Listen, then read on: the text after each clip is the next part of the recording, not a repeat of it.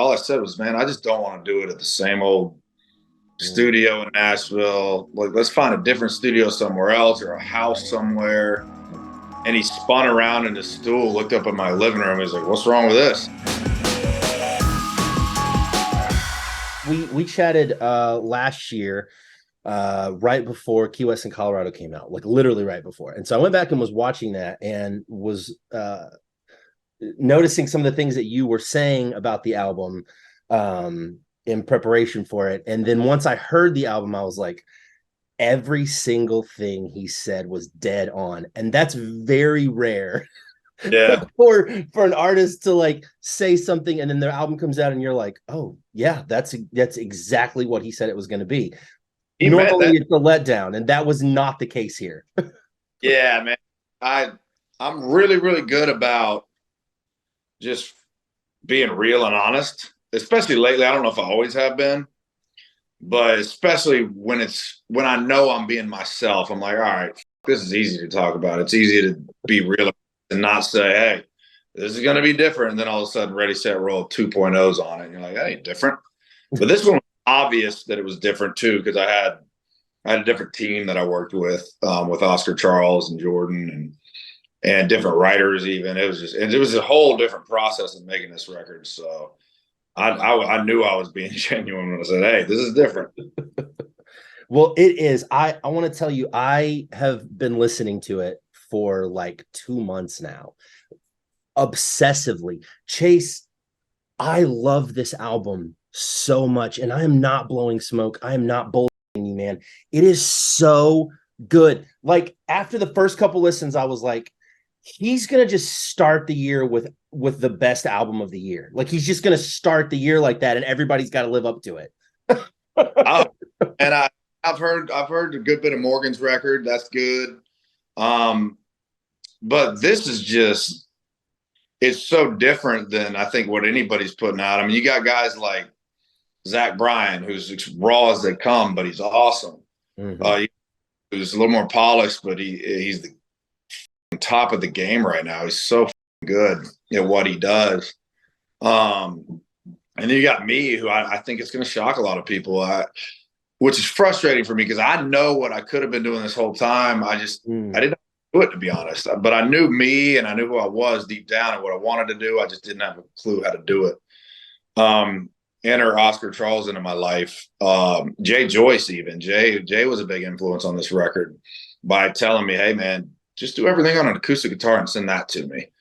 So I wrote all these songs on a guitar. When the process is that much different, the product usually should be.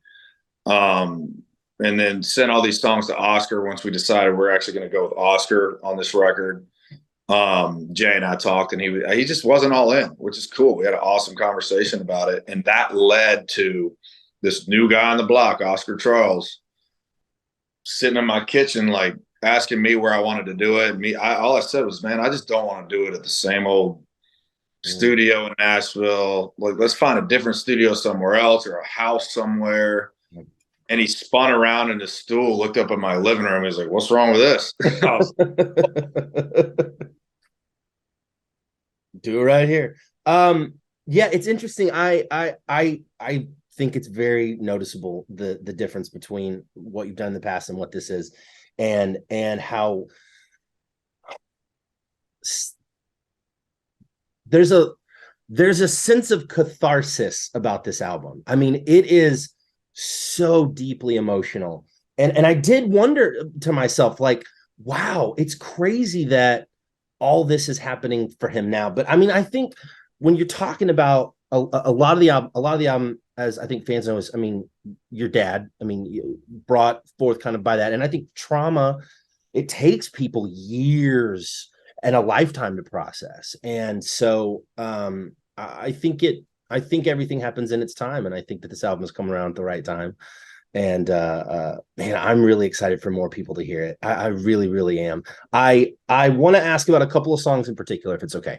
You've had some singles, terrific songs. Bench Seat is just such a powerful song. But I'm a really big fan of All Dogs Go to Hell, of that track specifically. And I love kind of the lyrical juxtaposition that you have all over this album. And I was curious if maybe what your mindset was, or kind of where you were at as far as like crafting that song, because it's just so clever and so much fun. Yeah, I woke up with the title in my head, or that sentence, All Dogs Go to Hell. I woke up with that in my head this morning, and I was like, what the f does that mean? You can't say that. I'm not sure if I had Jack at that point yet, but I knew I was getting my dog. I wasn't a dog guy, to be honest. I'd been around him, but I didn't want the hair on me. And now I'm like, come here, buddy, give me a hug. But I obviously, even if you're not a dog guy, like I didn't think they went to hell. I just got the idea in my head, and I took it to John Byron, and I was like, hey, man, I woke up with this in my head this morning. It sounds nuts, but let's hear me out. All dogs go to hell. And he just busted out laughing. What the hell you want that to be? Like, everybody knows the devil went down to Florida. And he just said that, and I was like, that's the first line. Hell yeah. And I just hit on so many different things on this record, like even the small things in that, like cash and straight. That's one of my favorite lines in the whole record. Yeah. You know, talk about tractors, the John Deere's are blue. There's just country in here that I've touched, because I thought I was the most romantic guy in the world, and I'm singing to all these chicks all the time. I'm like, dude, you don't even have a girlfriend. Shut the fuck up. So I got more comfortable with myself, and then we wrote that one, and I kept telling him, like, boots ain't made for cowboys, and cowboys and dogs are the biggest theme on this whole record. Yeah. So, you know, my dad was a cowboy, and I got away from that. I was pop, and like you just said, it takes you a long time to deal with trauma. And losing my dad at 22, the way I dealt with that was I moved to Nashville, started writing songs. I got the era that I moved here, we started the bro country thing with Cruz. And so I was like, I not only had no clue what I wanted to do, I had no clue what I didn't want to do. So I'm like, all right, cool, I'll just do that. Wow. And then it took me a while to figure out, okay, well, I definitely don't want to do that when I put this record together. All Dogs Go to Hell would be one that's like, all right, how do we blow the chorus up, make it huge, all this? And then Oscar Charles enters the scenario, and it's like, nah, we don't need to. Let the song speak for itself. Good. Yeah, the album almost, you have some really, really incredible high moments. I think like I Walk Alone is another one that's like, you kind of hit this really, really powerful moment there at the end that's like really big. But for the most part, the album is doing a sort of less is more kind of thing. That's funny you say that. We recorded Key West in Colorado first with a click, and the chorus exploded. Yeah. And we went to, and we thought we were done with it. We were like, okay, that's cool. Then we did All Dogs Go to Hell second on the first day, no click, and the chorus didn't explode. And we were like, whoa, this is sick. Like something just happened. And so that was the first situation. There was like 6 of them that kept happening where it was like, that sounds cool, but why don't we strip it back down on acoustic and build it off of that? Like it was a lot of exactly what you just said. Like, y'all, less is more. We got to start basic and build on from there. And that's how this record accidentally happened. We figured it out along the way and realized we got to stop trying to blow these songs up so much. And when I said blow them up, like just make them sound big. Yeah. It doesn't need to sound big. Let's not make it sound big. Yeah. And the structure of the album is really fascinating too. It's not like what anyone in mainstream country is doing right now. I mean, you go through the songs, every one of them is a hit, man. And then you get to Oklahoma, and it's like it's almost completely out of left field, and it's right there in the middle of the album. And you got Reed South Hall Band on there with you. I don't even know what to, like, the first time I heard that song, I was just like, was this on here on purpose? Because it's so incredibly unique. Yeah, when you get to Oklahoma, it's like the record takes a shift into something else. It really does. And I don't know, that was just me listening to the album a ton. Okay. Oscar too, and like, hey man, what would you think about if we changed this to here? It was just how I kept wanting to hear them. And it's weird. Once you get to Oklahoma, it's like it's a different album. Which makes sense though. I mean, it's two different names on the title. I mean, why not give it a shift? Oklahoma is a lot of people's favorite song on the entire album, which is gnarly to hear, but that was like a mistake waiting to happen. Where Craig at the end was like, man, this is a fun ass. Craig's a bass player. He said, this is a really fun song to play. Yeah. When we get to the end of it, I'm going to do a fake ending. Let's do a false ending, but I'm going to keep playing through, and then everybody join back in, and we'll jam for about a minute and a half, and you can fade it whenever you want. It'd be a really cool fade song. And then we played for 4.5 extra minutes and fell in love with it. I mean, we're in there. It was a night session. We're feeling buzzed up. And we just kept playing. And I mean, I'm even in the mic, like, slow it way down. This is so. They slowed down the groove, then they sped it back up. And artistically, it's the coolest song on the album for sure. I would agree that yes.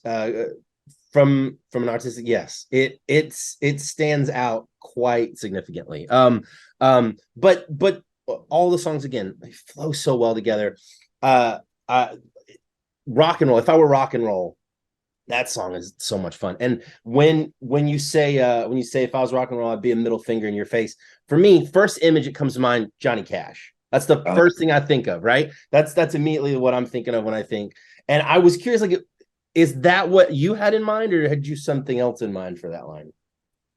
That was Cash all the way. I mean, and it was just interesting because he was a country artist, even a I don't know, what would they call it, Christian artist back then. I think that's how he started. He was I mean, a lot of his stuff was gospel, you know. I mean, that's true. Yeah. But yeah, I mean, he turned into that guy, and I don't know if he'd be the most proud of that picture, but I think so. And man, that's exactly what I had in mind. That was the first song that started this album. I wrote it by myself on the couch in there. 2 weeks later, I wrote a song called Life Part of Living. And then 1 week after that, I was sitting right where I'm sitting right now, and the guitar was right there. And that's when I wrote Bench Seat. I stood up when I had the thought, oh God, I'm going to write Bench Seat today, because I just had a conversation about it with my buddy who almost shot himself. Got his life together. And do you know the story behind that? Yes, I do. Yeah, I've read what you've written, and I've watched some interviews, and that is a really powerful story. Yeah, but I stood up and walked in the other room when I figured out like how to write the song, because I was like, nope, I'm not doing this today. I don't want to even. Sat back down and looked at the son of a bitch, I've got to do this. But yeah, those are the 3 songs that really started this album. And it started with, which, like I said, I'm singing all these girls about sweet. I'm not a sweet guy. Not romantic. I don't know. I thought it was what I needed to do to get popular. I have no idea. And so when rock and roll was the start of that, where I was like, man, let's think about football, Johnny Cash, hunting. Like that's my life. So it was finally like, this is who I am, y'all. So that all brings me down to what my actual personal favorite song of the album is. Goodnight Nancy. Goodnight Nancy. Chase. If I didn't know like that was your song, I thought that like Levon Helm wrote that song. I was like, is this the band? Like this song is a classic. It is 100% through and through a classic. I thought the song was written in like 1968. Like it is so incredible, and it's so much fun. And here's what's funny. I'm constantly singing it. I'm just like around, like in the car, whatever. And I'm constantly. And so the other day, my daughter, she's 10. She listens to music a lot with me. And I call her. She was like, Bob Brown. She's like, Goodnight Nancy. And I was like, have you heard that song yet? Because I only listen to that on my computer. Like, I don't have that. Like, that's the only way I can listen to it. And she's like, no, I just hear you singing it all the time. So far, she's only heard this song because of me singing it. I would really love to know more about the background behind that song, because it's so It's so good. Yeah. So Oscar, I was writing with Oscar Charles and the Boy Named Banjo guys. Yeah. In Alabama. We wrote 3 songs that week. The first one was Walk That Easy. Second one was Oklahoma. And third one was Goodnight Nancy. Okay. That was a productive writing trip. And by the way, I thought the record was done. I was like, yeah, I'll go write, see if we get one. We got 3. Wow. And Oscar kept saying, man, I got to like Goodnight Nancy. I said, well, what do you mean? He's like, well, kind of that girl, the lady woman that's at the bar. She either works there or she's just always there. You know the one I'm talking about? I'm like, yeah, okay, I see what you're saying. So that night we ended up writing that song. We went to the Floribama down 20 minutes from where we were writing. Like, let's just go to the Floribama. We got to get inspired for this one. So we went to the Floribama, met this band, the Perdido Brothers, that were playing that night. We're sitting there slugging drinks while we're watching this band at the Floribama, looking at the dollar bills on the wall, looking at the history of that place. Wow. Went home and wrote that song. And we wrote it from the perspective of us at the bar, where we're looking at the bartender like, I don't know if she's a bartender or not. She's just always there. But that woman that's always there, let's paint that picture. And the lady's name is Nancy. And I don't know, I'm with you on that one. Like it's got a classic feel, the little walk down. It's almost got a little bit of the weight to it. It's just, as soon as we wrote it, it felt like something we were just like, damn, yeah, it feels like it's the 70s. And way we were strumming, and then we get the Boy Named Banjo guys in here, and we're doing the nanas, and it's just fun. And that song builds is nuts, man.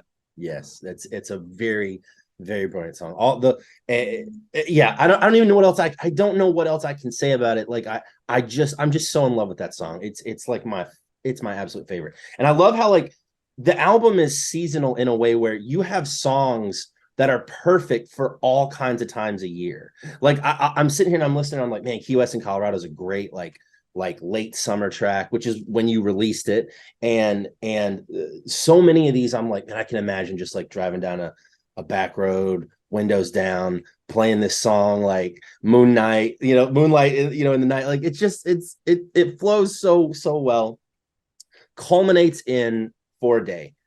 Very, very emotional track, I would imagine, for you. Yeah.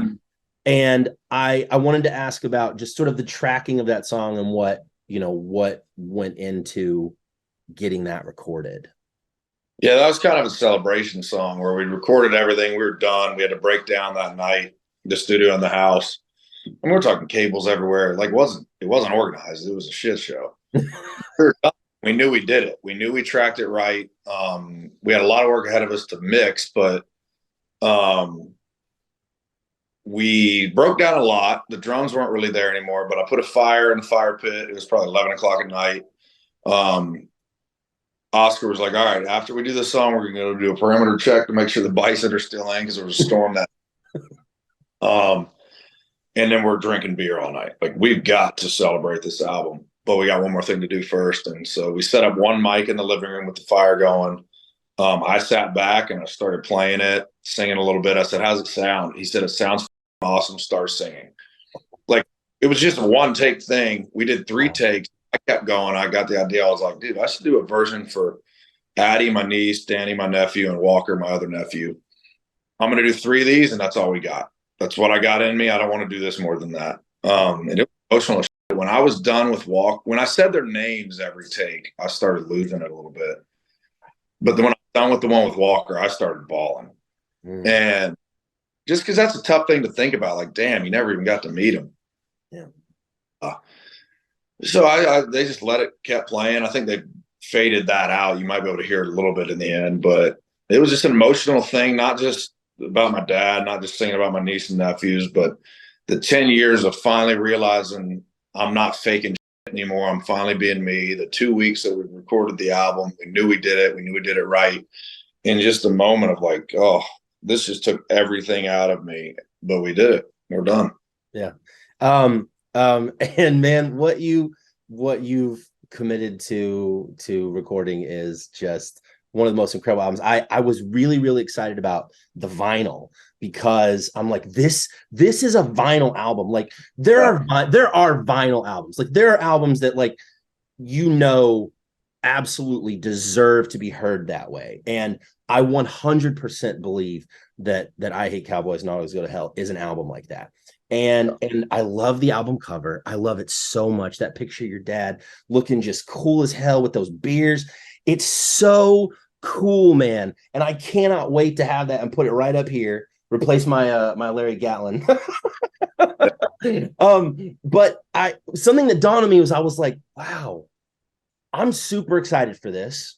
And this is a picture of Chase's father that's going to be everywhere in people's homes. Like, that's got to be a really profound feeling for you to know that you've kind of given that to your family, like that he's going to live on so much through this. Yeah, and he would be proud of this album, which is why it's the perfect time to use it. Like, I don't know what he would have thought of any of the music I put out before. I think he would know that I was lost. But I think he'd understand because he wasn't there anymore. So I think he'd finally listen to this and be like, that's my son again. I did ask my family, I said, is it okay if I do this? Because I think it's going to be pretty big. And then everybody was all for it. And then a text from Jimmy Kimmel holding it from my mom. She's like, oh my God, Jimmy Kimmel's holding dad. Times Square, and it's going to be everywhere. And I think he'd be proud of this one, so I'm okay with it. As long as the music matches who his son is and who he represented, then I'm cool with it. And I think it finally does now. Absolutely, man. I think you did a fantastic job. I've obviously geeked over it so much here in this last 30 minutes. And I really appreciate you taking time to chat about it. Chase. It's out February 10th everywhere. It's going to be streaming. People can buy it. They can go on chaserice.com right now, find pre-orders for the vinyl, I guess until it releases. And you're touring. I just want people to know, like, if you didn't like me before, give this a chance, because I don't necessarily blame you. I'm not sure I even liked me before. It's not going to be like you're hearing right now. It's my own thing, and I'm proud of it. Well, look, let me try to be maybe an Apostle Paul for you, because I did not listen to a whole lot of your music beforehand. I really didn't. I listened to a few songs here and there. And then this album came along and I was like, I can't believe this is my favorite album of the year already. Like, and I don't know if anything's going to top it. It is, Chase, I don't know. I don't say, man, it's amazing. It's amazing. And I'm really, really proud, like, for you and happy for you. Like, you put together an album that I'm speechless. Man, I've had a lot of that though, where I genuinely appreciate it, because like I just had an interview right here in person with Billboard, and I've interviewed with her a lot. I've interviewed with a lot of people a lot, but it feels like I'm talking to them and they're just like, okay, we got to interview this guy again. Now it's like people are talking to me differently, and it's a respect thing. But like I just said, I don't blame anybody. It's like, I didn't even love me before. Like, no, if you don't love this, that's okay. Then you just don't like me. That's cool. That's got to be at least a very rewarding feeling to know that you feel like I've put forth the most me I can. And if you got a problem now, well, then that's all good. Chase, you're the coolest dude. Thank you so much, man, for taking time to chat. I really appreciate it.